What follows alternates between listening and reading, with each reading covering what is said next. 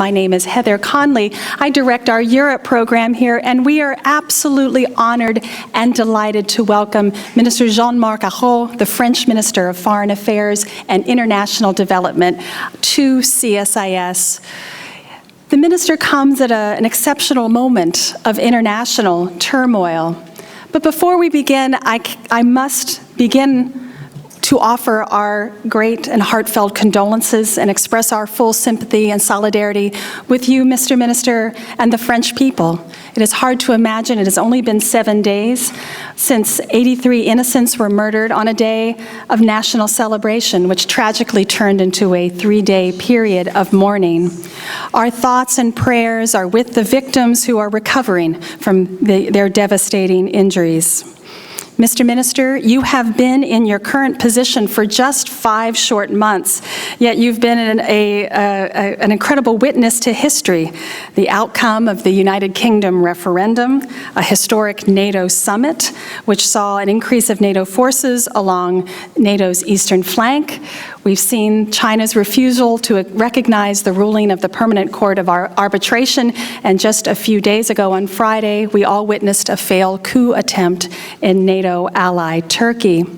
But you are very familiar with challenges. Prior to assuming your position as foreign minister, you served as prime minister from 2012 to 2014 and was the long-serving mayor of France's third largest industrial city, the beautiful city of Nantes, from 1989 to 2012.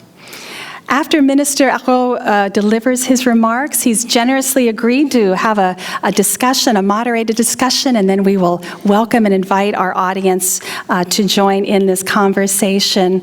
Minister, again, we know you're incredibly busy with many meetings with the Anti-Daesh Coalition. Thank you for taking time to come and visit with us. As you can see from this extensive audience, we are very eager to hear your words. And with your applause, please welcome Minister Jean-Marc Ayrault.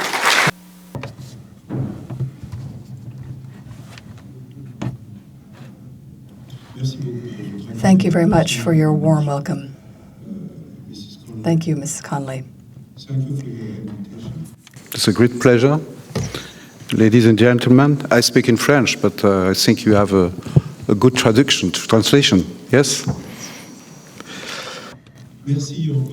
Thank you once again, Ms. Conley, for your warm words of welcome. And I would also like to thank everyone who is here in the audience who has come out to this meeting. And in fact, as you will recall, a week ago, France was struck once again by terrorism. This occurred in Nice, on the day that we celebrate liberty, equality, and fraternity. My counterpart, friend, and colleague, John Kerry, had just arrived that morning. I had greeted him at the Champs-Élysées to share with him a moment of unity, a moment of unity based on our shared values at the Place de la Concorde. A few hours later, we learned of this terrible news. These attacks, which killed so many people from all different backgrounds, remind us that we cannot take these values for granted if we do not defend them ourselves.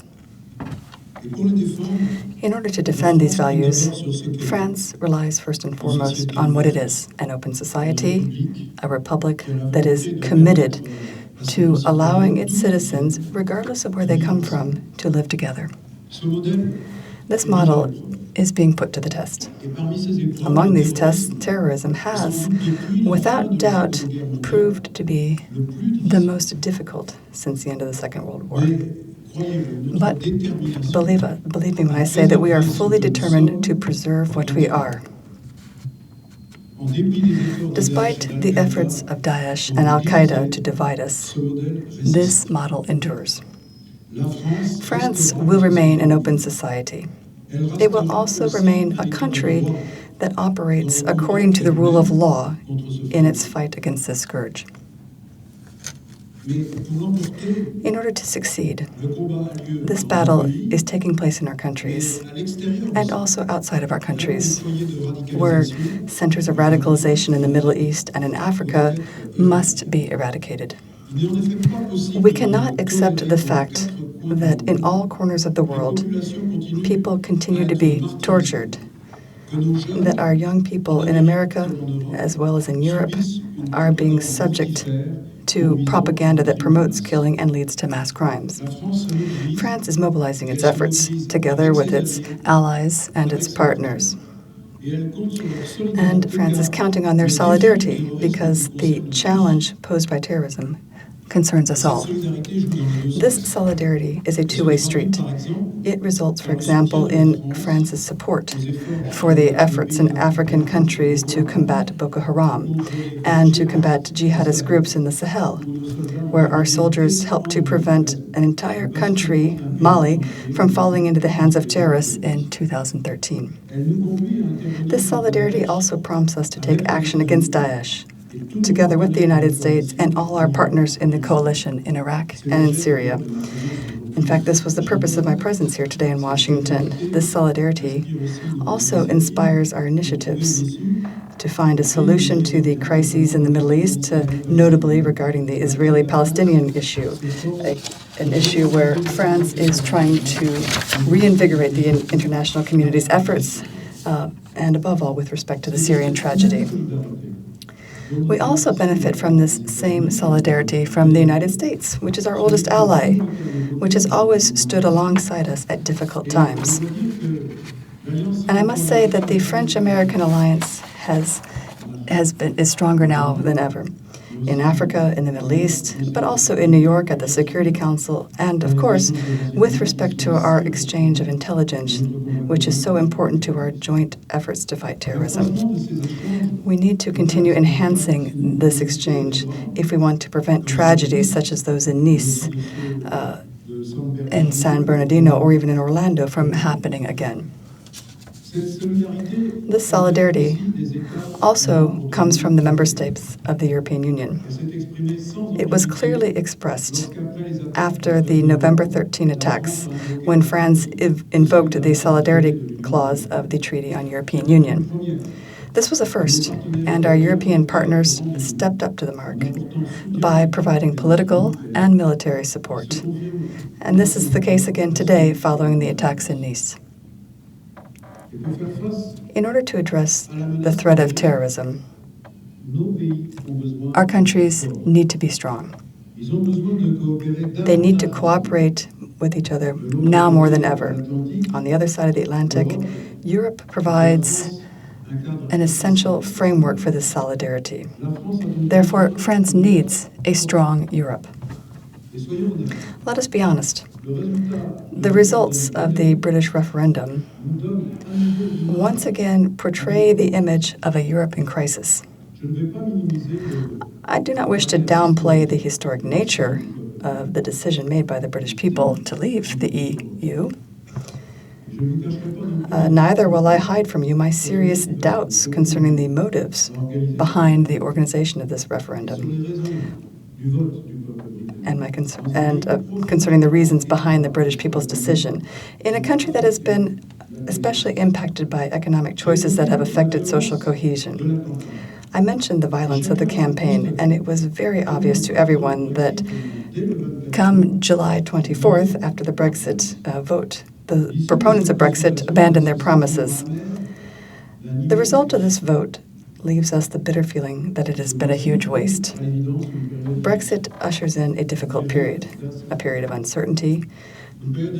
Uncertainty first and foremost for the UK itself, because it is the British people who will be the first to suffer from the consequences of their decision. But France does not have reason to rejoice either. For France, the United Kingdom is much more than an ally.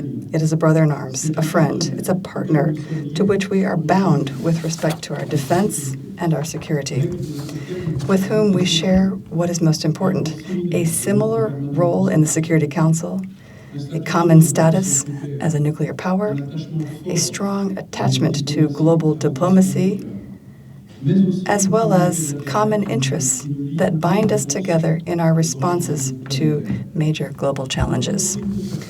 Today, we have to step up to the situation. Our British friends intend to implement the popular will that was expressed, and the European Union intends to implement the procedure that has been laid down in Article 50 of the Treaty on European Union, in the event that a member state decides to leave. There is no vacuum. The UK is still a member state with its rights and obligations up until the withdrawal procedure has been completed.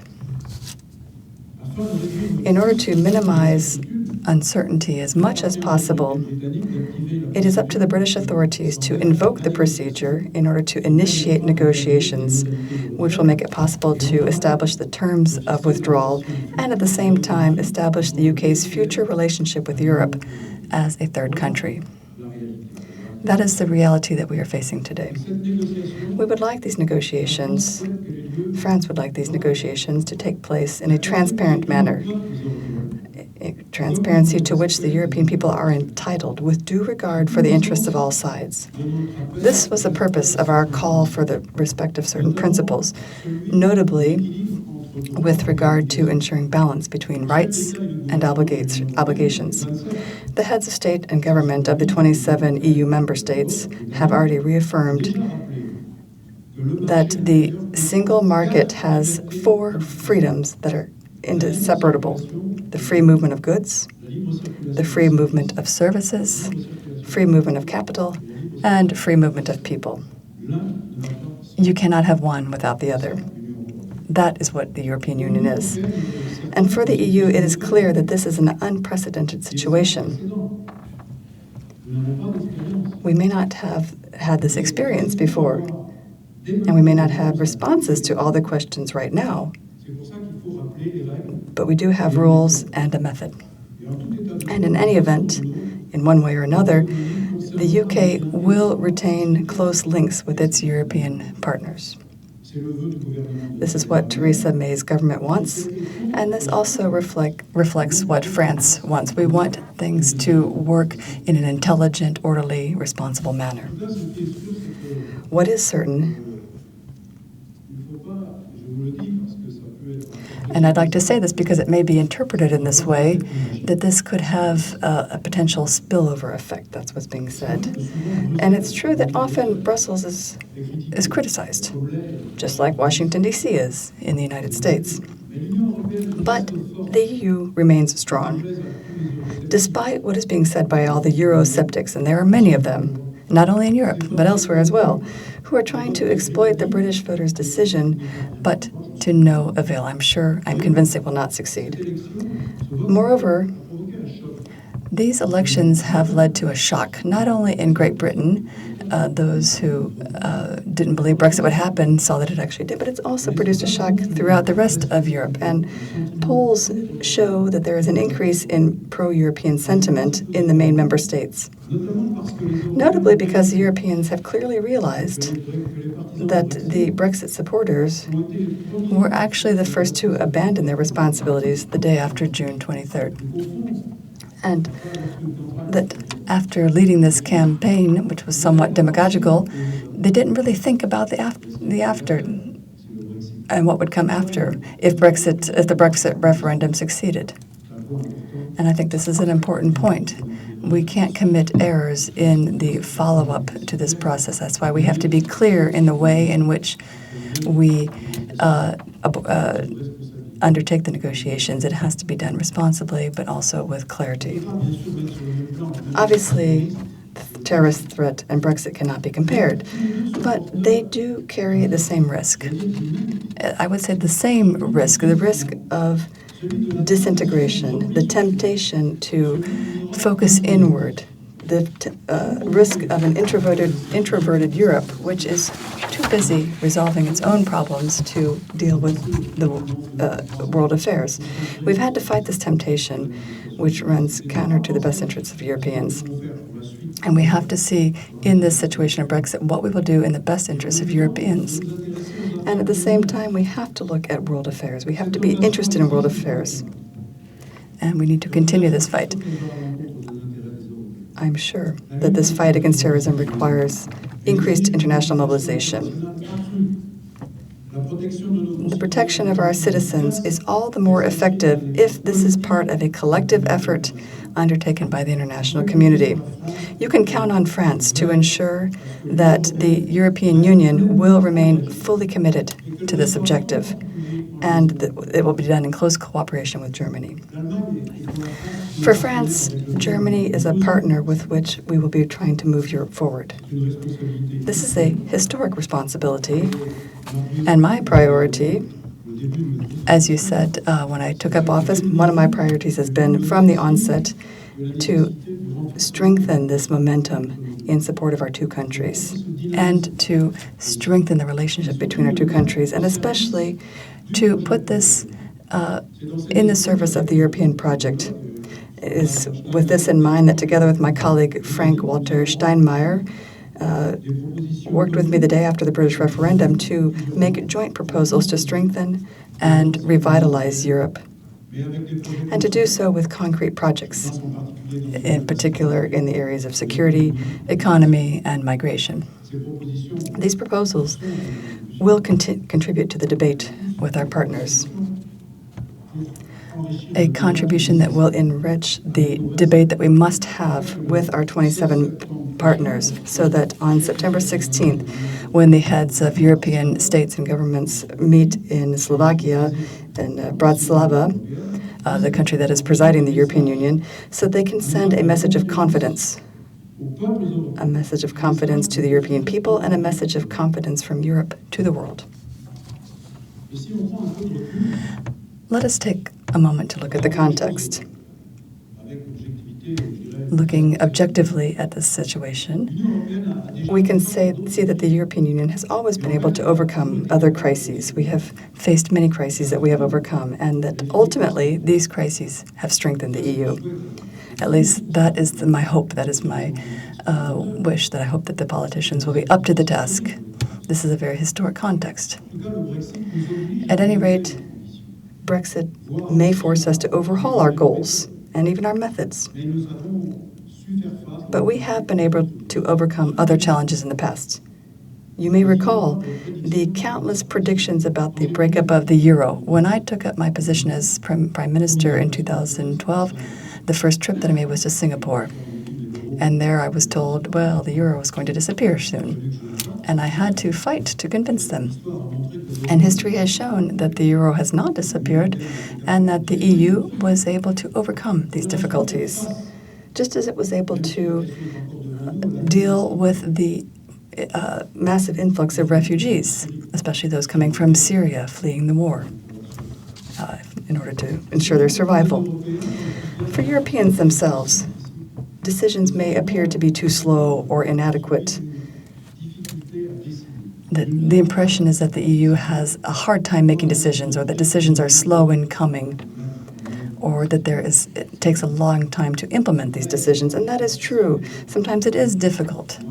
I've experienced this myself when I've participated in the meetings of the Council of Foreign Ministers. 28 of us around the table can be sometimes a long and arduous process, but we need to devote our energy to this, and we need to continue to be passionate about Europe.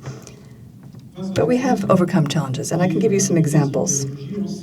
In the space of 6 months, given the refugee crisis, Europe decided to protect its borders.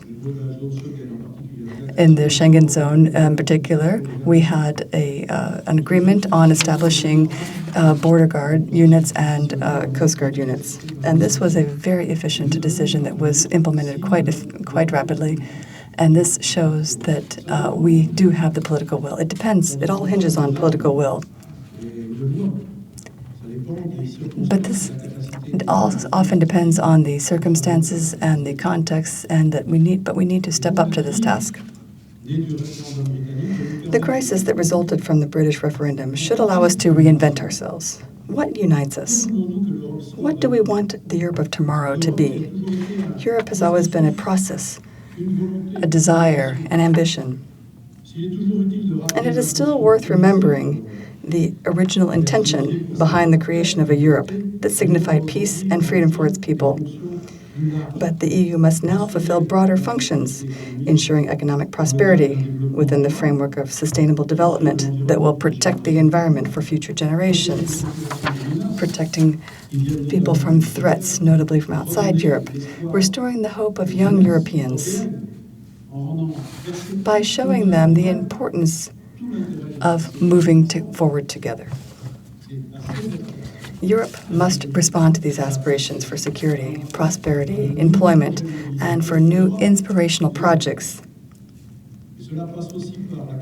The future of European projects also depends on its capacity to promote values, its creative potential, the capacity to foster mutual enrichment, in short, a culture.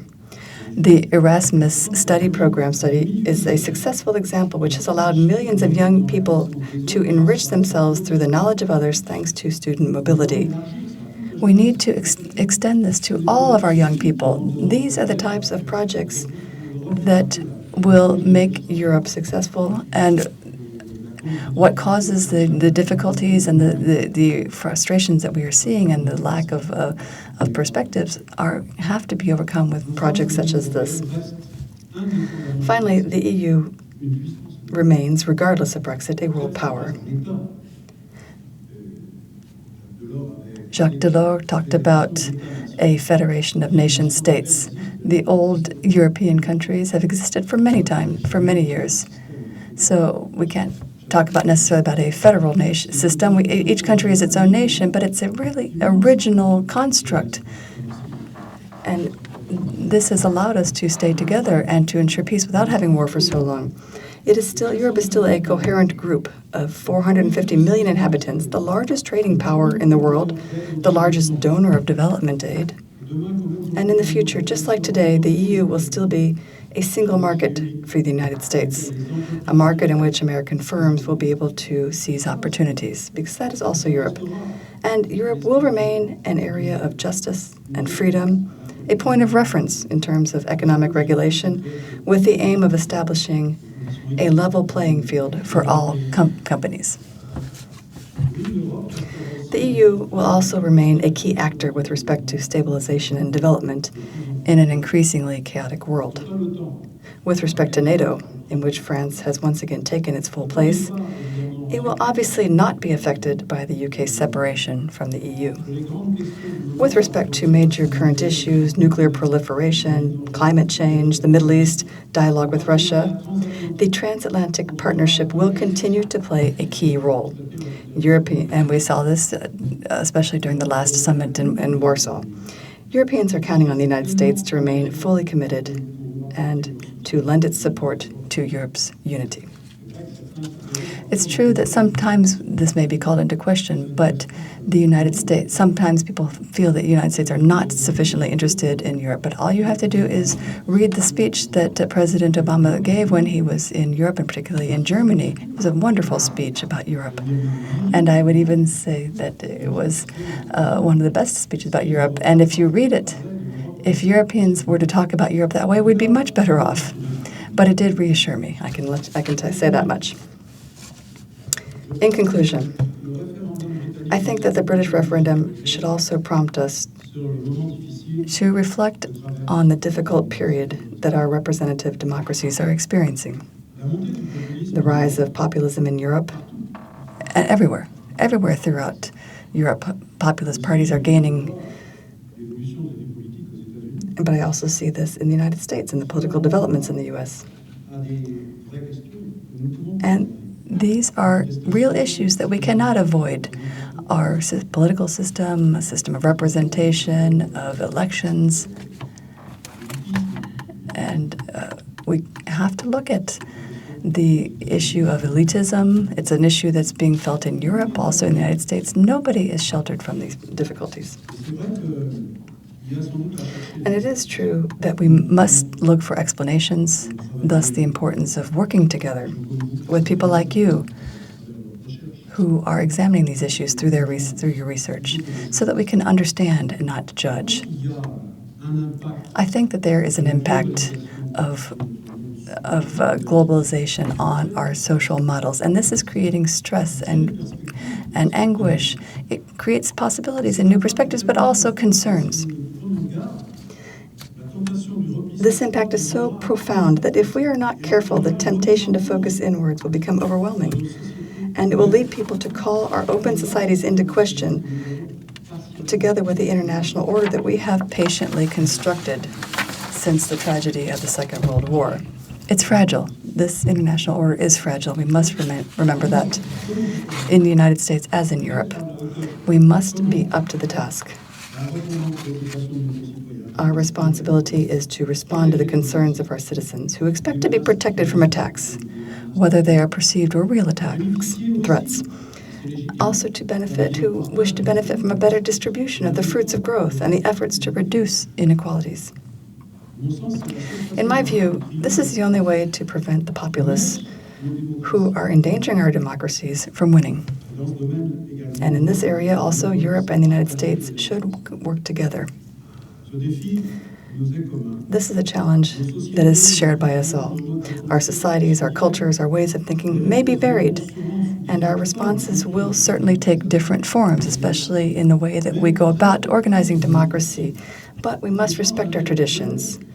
Intellectual exchanges between us should generate new ideas, the ideas that we so desperately need. So once again, I am delighted for this invitation. I am so happy that CSIS agreed to have this conversation today. And I hope that the ties between the CSIS Center and the French research community will flourish.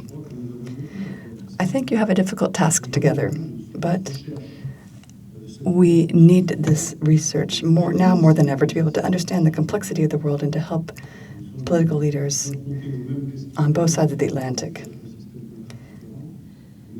We have our different systems, of course, but we have common values, and we cannot forget that. We must remember the values that we share, but we also must have an intelligent debate, and we must also work together to seek solutions to the complexities of the world.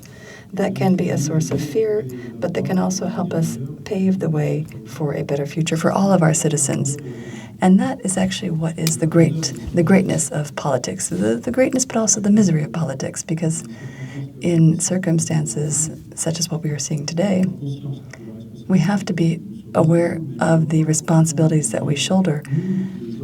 But we as politicians, we must also remember that we have to go back. We have to go beyond these sometimes ridiculous debates and and polemics, and we need to work together to find solutions. Thank you again for your attention.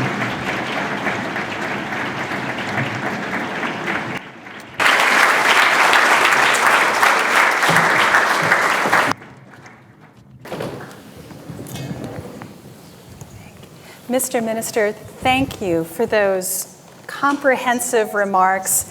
Sometimes things are moving so quickly, it's hard to put it all into context, and you helped us put that into context. Thank you so much.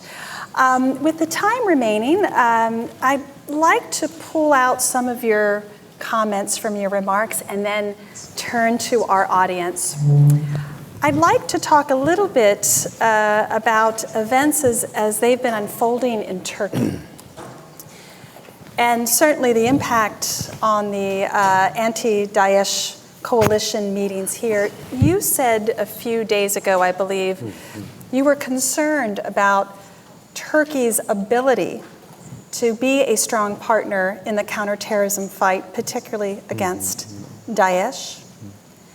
And so I'd welcome your comments on that as well. Very concerning developments, the state of emergency today, this massive sweep following the coup. What is Turkey's orientation towards Europe today? Does it have a possibility, or have the events over the last few days changed your mind about Turkey's direction? Despite the difficulties of the coup, we're actually seeing quite an extraordinary aftermath following the coup. Oui, c'est sûr. Yes, certainly the situation in Turkey is concerning, but we have to be completely unambiguous. The military coup d'etat that was attempted should have been condemned, or should be condemned, with all of our might. That's what France has done with all democratic countries. The United States in the same way, because there is a government in power that is legitimate in Turkey that is the result of free elections that met all standards. So we couldn't, one way or another, let any ambiguity remain in terms of condemning a military coup d'etat. But at the same time, we asked that the rule of law operate completely, including for monitoring the people suspected or at the origin of this coup d'etat, so that things needed to be resolved through the system of justice.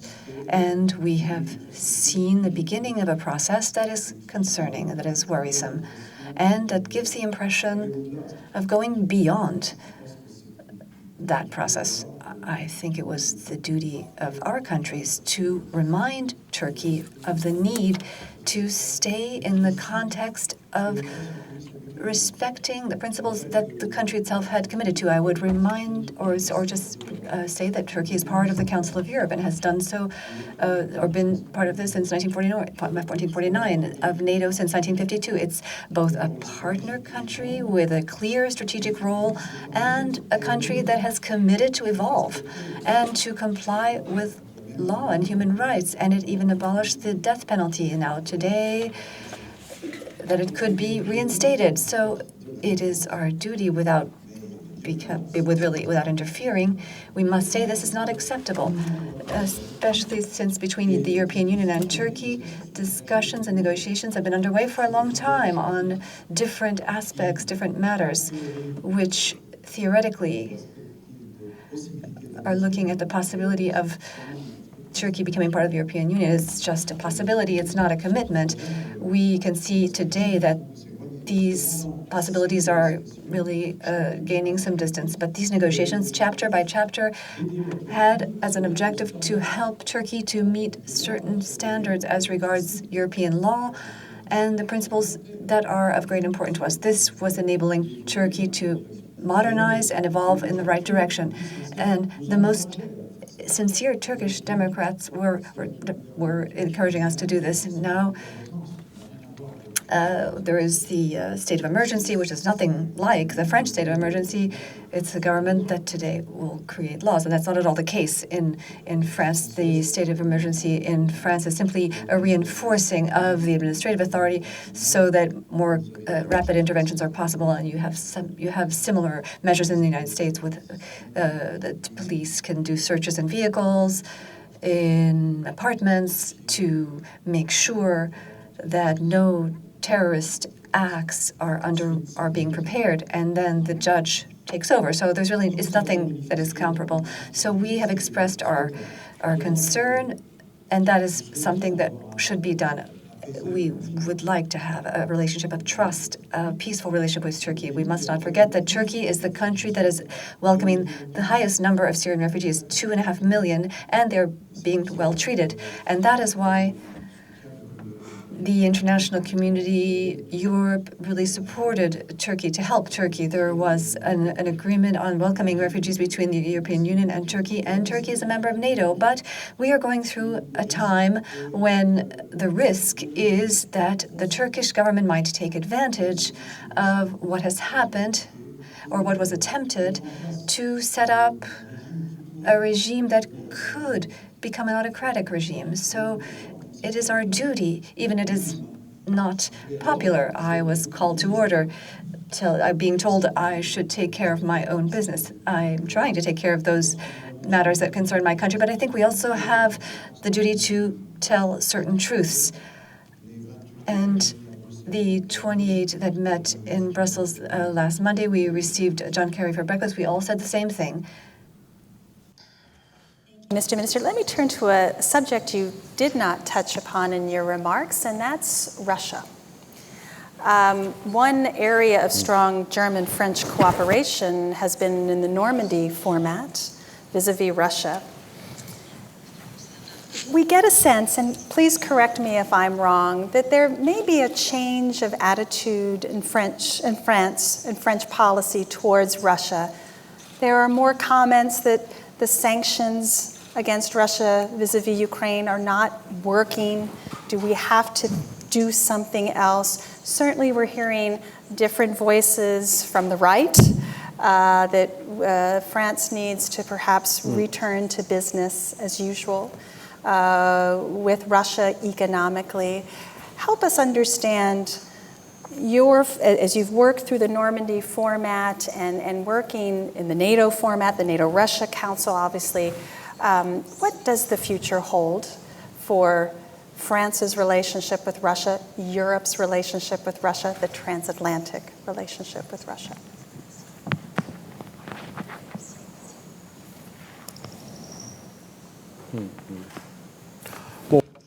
Well, I have often said that Russia is not an adversary, it's a partner, but with whom we have some disagreements and with whom we have to speak frankly. But this is an old nation which has, of course, been traumatized by the disappearance of the Soviet Union, which it was the opportunity of playing a role with great power. But for a few years, there has been this commitment by Russia to play once again this role of a great power, often seeking to have a one-on-one relationship with the United States rather than with other nations, even though it's, of course, more complex. There was this decision by Russia to call into question the borders established with the Second World War, with the invasion of Crimea, the events in the east of Ukraine. I won't go back to all the details of what happened, but this brought about a reaction by the international community, specifically Europe, to say we can't accept this matter of respecting borders is really an essential, a key matter. And in fact, the ex-Soviet Union had committed in the Helsinki Accords to not touch the borders. That's what was done. So we really needed to take action, and this was translated by the European Union's decision to put in place sanctions. And then we were in an impasse. There was the anniversary of the Normandy, the landing. You remember the presence of all the heads of state. I was no longer part of the government, but I was invited to this ceremony, which was very impressive, very moving. We saw everything on the screen before this beach, and there was this initiative taken by France to encourage dialogue among those who are no longer speaking, Merkel, François Hollande, Obama, and there was this idea to come up with the Normandy format, and here we are. And we are constantly repeating every time it's needed, either with ministers or with the presidents and heads of state, to really bring life to this Normandy format with advances and steps backwards. I have this impression today that we're going backwards. Who is responsible for this situation? Is it the Russians? Is it the Ukrainians? I wonder sometimes, as if really each was satisfied with the status quo, but the status quo is not satisfactory for us. So we will continue to attempt to find a solution with the sanctions. That was very specific. It's not an objective. We would like to lift the sanctions, but signs need to be given. When I went to Moscow, I said to Putin, I said, if you want this, it's easy. If you go forward and you will see that we will open the way to a possible gradual lifting of the sanctions. Why not? But today, when the deadline arrived, well, the Europeans had to realize that nothing had changed enough to lift the sanctions. So they were reactivated for 6 months. But we always give this opportunity to launching the dialogue again. This is anyway the commitment that we've made, and we will continually start over, knowing that in our relationship with Russia, there is this tragedy of Syria, which is the most painful, most difficult subject. And there again, we hope for negotiations to start again, because there's no military solution. There's just the peace process with negotiations, but this needs to go through concrete signs. Again, that is the rule of the Aleppo headquarters to stop the bombing by the Assad regime, but also the Russian support to allow humanitarian aid to begin again and put in place the conditions which have stopped. They were existed for several months, and then there was a ceasefire, and now today it's over. So we need to start over with this. We need this to begin again. There's no other way. So Russia is a difficult partner, but is a partner nonetheless. Fantastic, Mr. Minister. One last question. I could not agree with you more. You had such a comprehensive overview of what the UK referendum has meant to Europe. And you mentioned about the need for reinvention of Europe. So my question is, whose image would that reinvention be? Will it be a French vision of reinvention that has a very different economic posture? Will it be a German reinvention, which also has a very different economic perspective? Or can the two create a joint vision?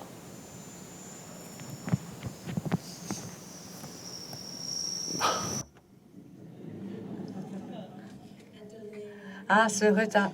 Parce que c'est plus compliqué. No, but it's actually more complicated. It's more complicated and then you want me to simplify things.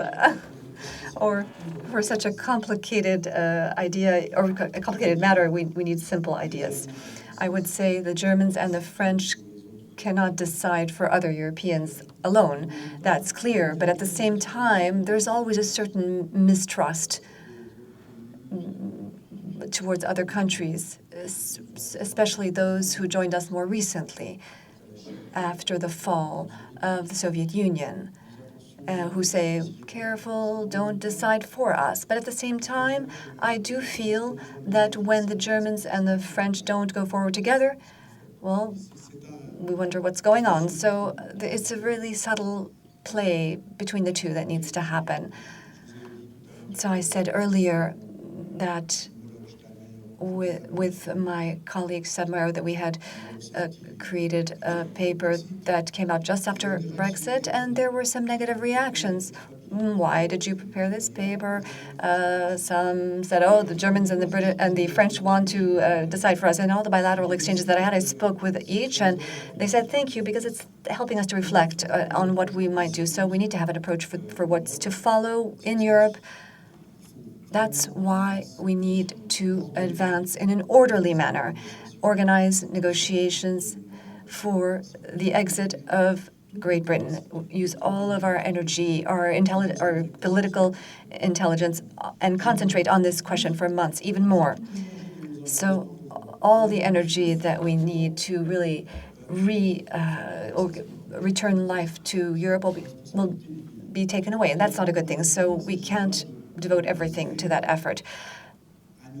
So we need to start with what we have accomplished, see what we can improve. I've cited certain examples, and at the same time, European citizens must be aware, must be convinced that Europe protects them well, that it protects them well for their internal security, that it protects them well as regards external threats, and that at the same time it's preparing for the future, and especially for youth, as I was explaining earlier, that it's capable of putting in place concrete projects and plans for investment, innovation, ecological transition, for youth programs, and that it be affirmed as a community of values, more so than it's already doing. It does so, but that it be more concrete.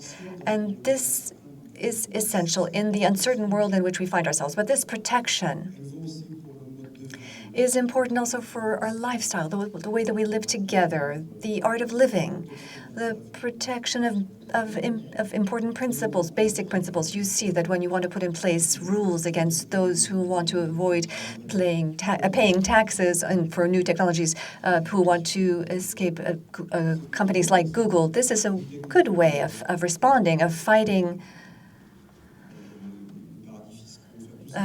fiscal tax havens, everything that puts into question the principles of law. France must really lead the way in this regard, and that's how citizens' confidence will return to Europe. the less Europe gives the impressions to its citizens that protecting is simply being behind a wall. Your citizens have to believe that they're being protected by preparing for the future, adopting or conducting good multilateral negotiations. For example, the free trade agreements. Why is there a difficulty for the TTP? Because the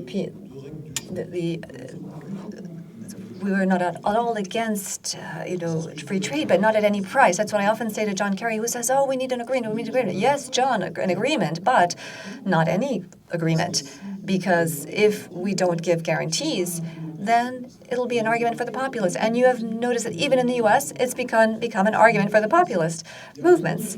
There is a good reference, in fact, if you think about a free trade agreement, and that's the agreement with Europe and Canada. It was successful. It took into account many questions that we were asking ourselves and that we put on the table, and we have that as a reference. It's not the end of free trade. We can imagine things differently. So if we don't do all of this, I fear that populism will continue to advance. It will affect the things that we have patiently built together.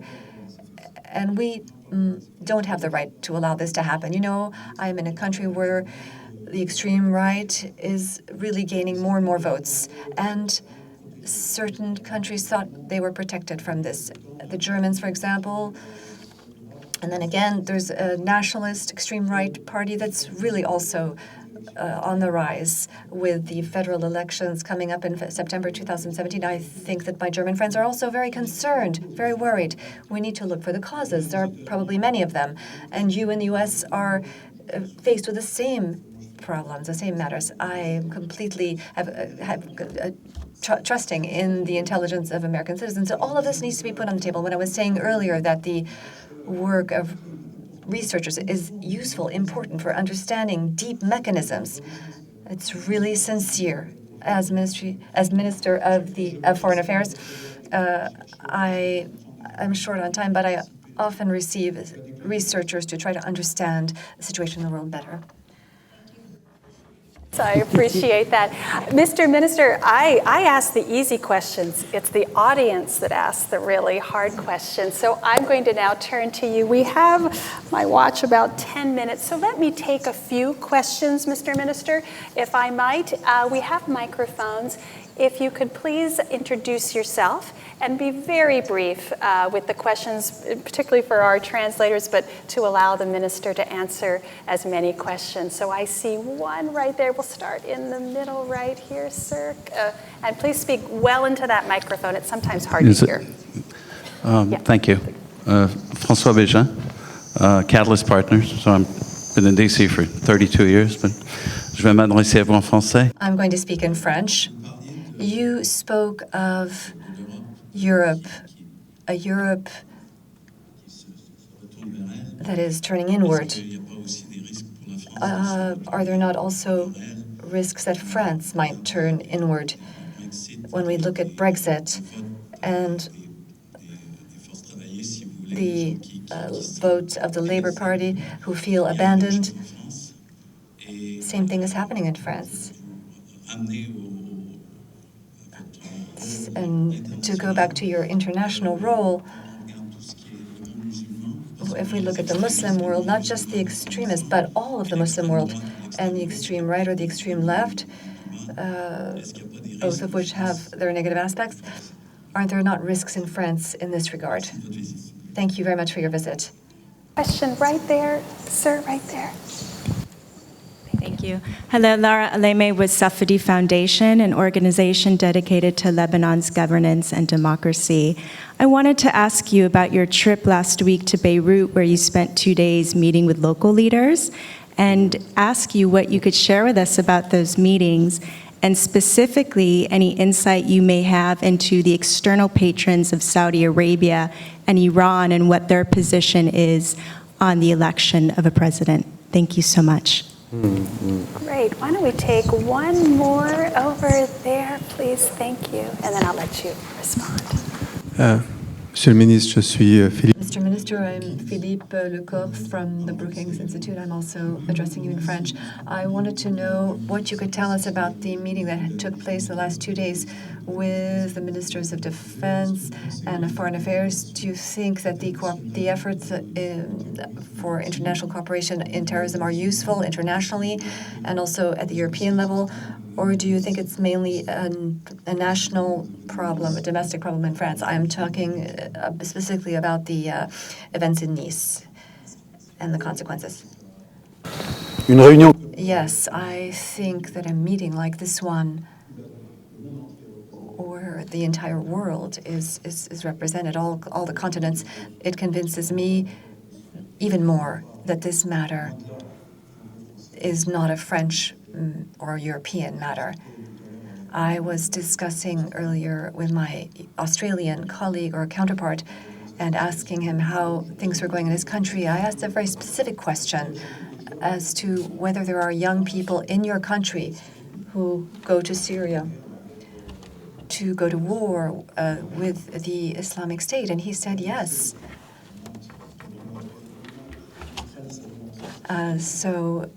Australia is very, very far. She told me no, that she is faced with the same problem because in the same geographic area there are influences. She spoke of the Philippines, Indonesia, and so forth.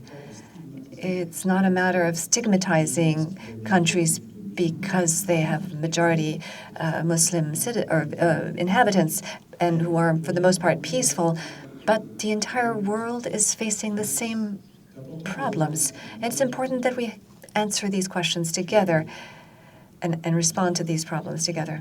In terms of the question that is about Lebanon,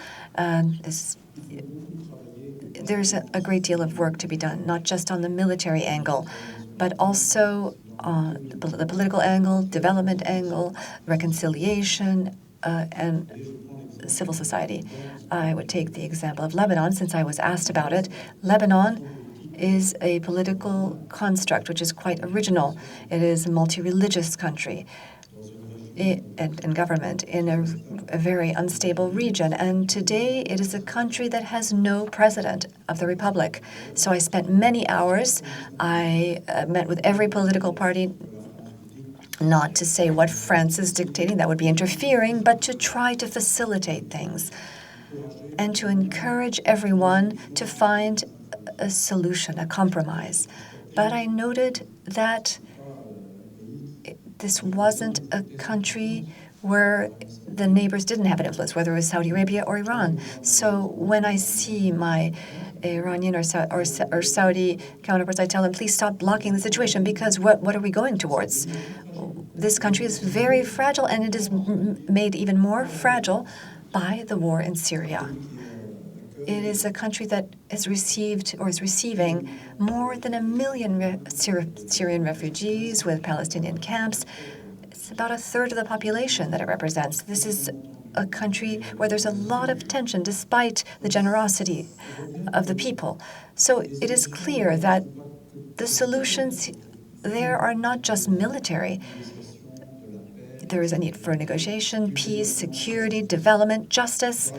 Another example, Iraq. Unfortunately, everyone remembers the mistake that was the military intervention in Iraq and all the consequences. I won't describe them all, you know them all.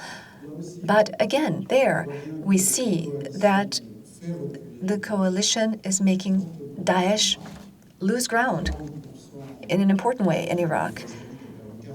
The Islamic State lost 40% of the territory that it had gained in Iraq, but it's clear that it's not enough to free a city or a region. You have to create the conditions afterwards for it to function, operate, for no one to feel excluded, that there not be settling of accounts with everyone. It is that work, that difficult work, that was at the heart of our meeting. I was part of exchanges that I will not make public, but I was part of exchanges or saw them where I see the system or the plan that is being set up to create a reconciliation, a situation where reconciliation is possible. In Syria, it's not done, but we have to continue to work. That's our role. That will be the best guarantee. It's not a matter of winning or conquering the Islamic State or Daesh. We need to build something. And the Islamic State, Daesh, is now also an ideology, even if it's losing ground in its territories, in ruling territories. It's an ideology that's being spread everywhere in the world. With a little group, you can still you're still able to organize an attack. You saw what happened in Orlando and in Nice. This is a terrible thing to see. This is a very long fight, but which needs us to mobilize all the values that we believe in and make them concrete everywhere in the world. Humanity has advanced a great deal, and it's possible that it might regress. And we see examples of this now. Is France tempted to turn inward? Of course it's tempted. But as I said earlier in my speech, that would no longer be France. It is really the role of political leaders today to motivate the French to look deeply into themselves and see where their strength lies for the future. Fight, therefore, without giving morality lessons to anyone, but fight those who allow themselves to go the easy way. Unfortunately, I know that I won't do internal French politics here, but the alternative is simplistic populism. So we have to hold our ground. We have to fight, protect ourselves, fight to defend a certain model of values. If we don't do that, no one will. Because in the history of democracy, there's always been a moment where we were ready to abandon everything in the name of different causes. Put democracy in parentheses, values in parentheses. We do not have the right to do that. Our history is too marked by that. At a certain point, it's really it's a form of cowardice. We don't have the right to do that. It's better to lose an election than to lose your soul. We need to fight for liberty and democracy. That's fundamental. Otherwise, we end up in Munich. I'm talking about Munich before the Second World War. And it also happened in France when the Germans occupied France, the Nazis. Maréchal Pétain asked for the armistice with the German, and then there was a meeting at the parliament, and there was a vote. And this leaves deep effects. And those who resisted I'm not saying that's the same circumstance. France is not occupied, of course, but it is threatened. And for this, we have to fight against this threat, protect ourselves, and defend what we have the most in common. And that is really what we have in common with the United States, with humanity, with many other countries. And it is an honor for us to do this, even if it's difficult. But it is mostly our duty to do so. Think of a better way to conclude our conversation. Democracies build. Terrorists attempt to destroy, but we're going to build it better and bigger. Thank you for your words. Thank you very much. Hold on a second. I want you to applaud a lot, but I just want to ask you to stay seated when we escort the minister out. And then when we're escorted out, please enjoy a wonderful reception and our wonderful partnership with the French Embassy. We are absolutely delighted to have the end of the day. So now, please join me in thanking the minister for a great conversation.